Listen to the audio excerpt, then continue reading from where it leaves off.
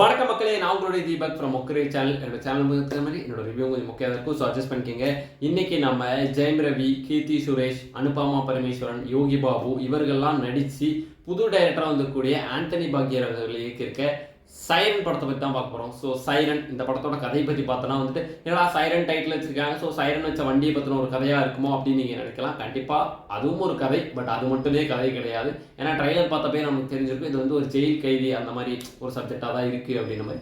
So நம்ம ஜெயம் ரவி அவர்கள் வந்து பண்ணாத ஒரு கொலைக்காக வந்து 14 வருஷம் வந்து ஜெயிலில் இருந்துட்டு பரோலில் வந்து வெளியே வராரு. அவர் வெளியே வந்ததுக்கப்புறம் பார்த்தீங்கன்னா அந்த ஊரில் வந்து ஒரு பெரிய தலைகள் கேங்ஸ்டாராக இருக்கக்கூடிய 2 பேர் வந்து அடுத்தடுத்து இறந்து போயிடுறாங்க.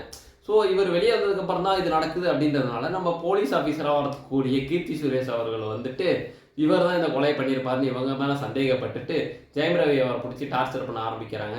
ஸோ அதுக்கப்புறம் இந்த கதை என்ன ஆச்சு, ஸோ ஜெயம் ரவிக்கும் அந்த கொலைகளுக்கும் சம்மந்தம் இருக்கா இல்லையா, அவர் ஏன் ஜெயிலுக்கு போனார், அதுக்கப்புறம் வந்து அப்பா மகள் அந்த ரிலேஷன்ஷிப் வந்து எந்த மாதிரி போயிட்டுருக்கு, ஸோ அந்த சென்டிமெண்டலான ஸ்டோரியை கொஞ்சம் நடுவில் போட்டு இந்த படத்தை வந்து ஃபுல்லாக எடுத்திருக்காங்க. ஸோ இந்த படம் வந்து சப்ஜெக்டாக பார்த்தா வந்து ஒரு கமர்ஷியல் த்ரில்லர் ஃபிலிம் அந்த மாதிரி தான் இந்த படம் வந்து மூவ் ஆன் ஆகுது. ஸோ அதுக்கேற்ற மாதிரி பார்த்தீங்கன்னா ஃபர்ஸ்ட் ஹாஃப் வந்து பார்த்தீங்கன்னா ரொம்பவே கிரிப்பிங்காக வந்துட்டு எந்த இடத்துலையுமே வந்து போர் அடிக்காமல், ஏன்னா வந்து படம் வந்து அடுத்தென்ன அந்த மாதிரியே நகர்ந்துக்கிட்டே இருக்கனால ஃபர்ஸ்ட் ஹாஃப் வந்து எந்த இடத்துலையுமே போர் இல்லாமல் அந்த கதையை பார்த்தீங்கன்னா ஃபர்ஸ்ட் ஹாஃப்லேயே ஃபுல்லாக முடிச்சிட்டாங்க. ஃப்ளாஷ்பேக் மொத்தம் எல்லாத்தையும் ஃபர்ஸ்ட் ஹாஃப்லேயே சொல்லி முடிச்சிட்டாங்க. செகண்ட் ஹாஃபில் என்னடா இருக்க போகுது அப்படின்ற மாதிரி நமக்கு ஒரு தாட் போயிடுச்சு இன்டர்வலுக்கு அப்புறம். ஏன்னா ஃபர்ஸ்ட் ஹாஃப்லேயே படம் முடிஞ்சு போச்சே அந்த மாதிரி தான் இருக்குது. ஸோ செகண்ட் ஹாஃப் போனால் அப்படின்னா வந்து எந்த அளவுக்கு ஃபர்ஸ்ட் ஹாஃப் வந்து நல்லா தேய்ச்சி வச்சிருந்தாங்கன்னா செகண்ட் ஹாஃபில் ஃபுல்லாக அதை வந்து க்ளோஸ் பண்ணுற மாதிரி ரொம்ப ஆவரேஜாக கொண்டு போயிட்டு கடைசியாக இந்த படம் வந்து ஜெயம் ரவி வந்து ஆம்புலன்ஸ் டிரைவராக இருந்தார் அப்படிங்கிறதுக்காக கிளைமேக்ஸில் ஒரு ஆம்புலன்ஸ் சேசிங் சீனை வச்சு படத்தை வந்து ஓரளவுக்கு முடிச்சுட்டாங்க. ஸோ இந்த வாரத்துக்கு இது ஒரு ஆவரேஜான படமாக வந்திருக்கு. இருந்தாலும் இந்த படத்தோட மியூசிக் பற்றி பேசணும் அப்படின்னா வந்து இந்த படத்துக்கு மியூசிக் டைரக்டர் ஒருத்தர் இல்லை, 2 பேர் போட்டிருக்காங்க.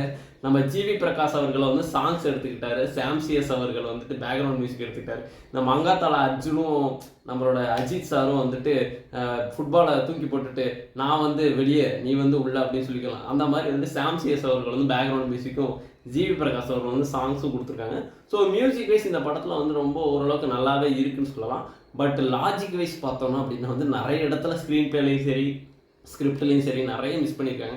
ஏன்னா இப்போ இதெல்லாம் வந்து ஒரு 2005 அந்த மாதிரி டைமில் வந்திருந்தா யாருமே கண்டுட்டு இருந்த மாதிரி ரொம்ப சூப்பர் படம் அப்படின்னு நினச்சி பார்த்துருப்பாங்க. பட் இப்போ இருக்க காலகட்டத்துக்கு பார்த்தோன்னா வந்துட்டு லாஜிக் வந்து சில பார்க்க ஆரம்பிச்சிட்டாங்க.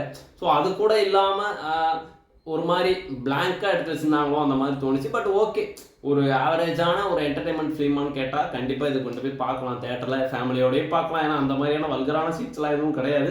பட் சில இடத்துல ரத்தம் தெரிக்கிற காட்சிகள்லாம் இருக்குது. ஸோ அதெல்லாம் தவிர்த்துட்டா குழந்தைகளும் பார்க்கக்கூடிய ஒரு படமாக ஃபேமிலி என்டர்டெயின்மெண்ட்டாகவே இந்த படம் வந்திருக்கும். ஆனால் அப்பா பொண்ணு சென்டிமெண்ட்டில் நல்லாவே ஒர்க் அவுட் பண்ணியிருக்காங்க. முக்கியமாக சொன்னால் ஜெயம் ரவியோட மகளாக வரக்கூடிய அந்த பெண் வந்து ரொம்ப நல்லா நடிச்சிருந்தாங்க. ஸோ இந்த வாரத்துக்கு இந்த படம் பார்க்கலாமா வேணாமான்னு என்ன கேட்டால் ஒரு ஆவரேஜான என்டர்டைன்மெண்ட்டான ஒரு த்ரில்லர் கொடுக்குற ஒரு நல்ல ஃபிலிம். அண்ட் யோகி பாபுவோட காமெடிஸ்லாம் வந்து ரொம்ப நல்லாவே ஒர்க் அவுட் ஆகிருக்கு.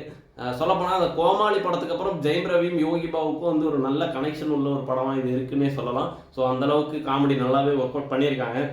ஸோ இந்த வாரத்துக்கு இந்த சைரன் படத்தை வந்து நீங்கள் நம்பி போய் தேட்டரில் பார்க்கலாம். கொடுக்குற ஒரு 120 ரூபாய்க்கு ஒரு நல்ல என்டர்டைன்மெண்ட் மூவியாகவும் இருக்கும். அண்ட் ஆம்புலன்ஸ் டிரைவர் மீது ஒரு பெரிய ஒரு மரியாதை அந்த மாதிரி வர ஆரம்பிக்கும்னு நினைக்கிறேன் நிறைய பேருக்கு. ஸோ அந்த மாதிரி ஒரு படமாக இது வந்திருக்கு. இந்த படத்தை தேட்டரில் போய் பார்த்து என்ஜாய் பண்ணுங்கள். அதுக்கு முன்னாடி என்னோட சேனலை மறக்காமல் லைக் பண்ணுங்கள், ஷேர் பண்ணுங்கள், சப்ஸ்கிரைப் பண்ணுங்கள். நான் தொடர்ந்து இது போன்ற மொக்க ரிவ்யூகளை நான் உங்களுக்கு கொடுத்து கொண்டே இருக்கிறேன். நீங்களும் பார்த்துக்கிட்டே இருக்கேன். அதுக்கு மறக்காமல் சப்ஸ்கிரைப் பண்ணுங்கள். ஸோ நன்றி மக்களே, தேங்க்யூ, டாடா.